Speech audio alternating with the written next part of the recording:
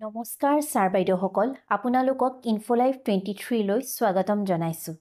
আপোনালোকে ইতিমধ্যে অৱগত যে ইনফোলাইভ 23 আপোনালোকৰ সহায় হোৱাকৈ সকলো ধৰণৰ চৰকাৰী নিৰ্দেশনা আপোনালোকৰ ওচৰত যুগুত কৰি অহা হৈছে সেয়ে যদি আপুনি ইউটিউবত আমাৰ চেনেললৈ নতুনকৈ আহিছে তেন্তে চেনেলটো সাবস্ক্ৰাইব কৰিব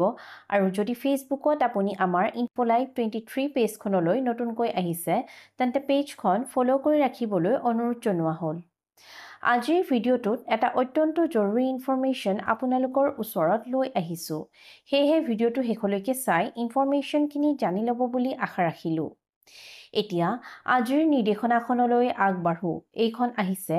ডাইৰেক্টৰ অফ এলিমেণ্টাৰী এডুকেশ্যনৰ তৰফৰ পৰা from Shrimati Mamata Hojai AES director of secondary education Assam Kahilipara Guwahati 19 to the Inspector of Schools all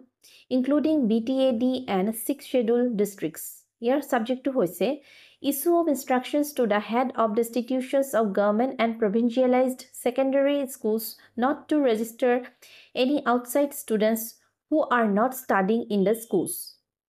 Yat likhise, sir, madam, with reference to the subjects quoted above, I am to state that the chairman Seba in his letter submitted to the government-wide number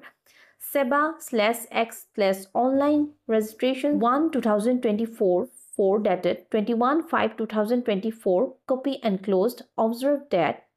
many schools which are not affiliated to Seba and do not have UDIS code are registered their students in class 9 through government provincialized schools or other affiliated private schools. But such students are not actual students of the schools where they are registered and can be termed as fake students of the registering school. Such activities have created problems in monitoring the performance of government provincialized schools. Accordingly, it is suggested that such unhealthy practices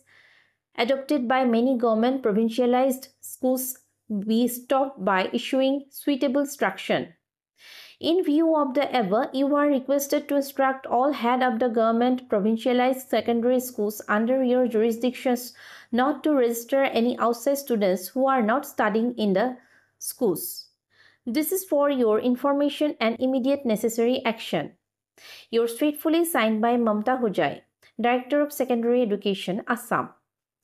এই নিৰ্দেশনাখনত জনাইছে যে অসমত বহুতো বিদ্যালয় আছে যিবোৰ ব্যক্তিগত বিদ্যালয় আৰু সেইসমূহৰ কোনো ইউডাইছ কোড নাই বা চৰকাৰৰ পঞ্জীয়ন নাই সেই বিদ্যালয়সমূহে নিজৰ নৱম শ্ৰেণীত পঢ়ি থকা ছাত্ৰ-ছাত্ৰী বেলেগ কোনো চৰকাৰী পঞ্জীভুক্ত বা চৰকাৰী বিদ্যালয়ৰ অন্তৰ্গত কৰি ৰেজিষ্ট্ৰেচন কৰে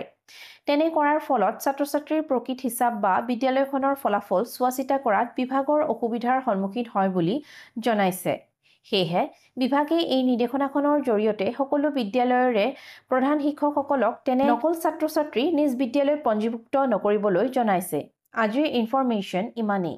যদি এই ইনফৰমেশ্যনখিনি আপোনালোকৰ বাবে লাভদায়ক হোৱা বুলি ভাবিছে তেন্তে ভিডিঅ'টো লাইক কৰি আপোনাৰ বন্ধু-বান্ধৱীসকলৰ লগত শ্বেয়াৰ কৰি দিব চাই থাকিব ইউটিউব আৰু ফেচবুকত ইনফোলাইভ 23 ধন্যবাদ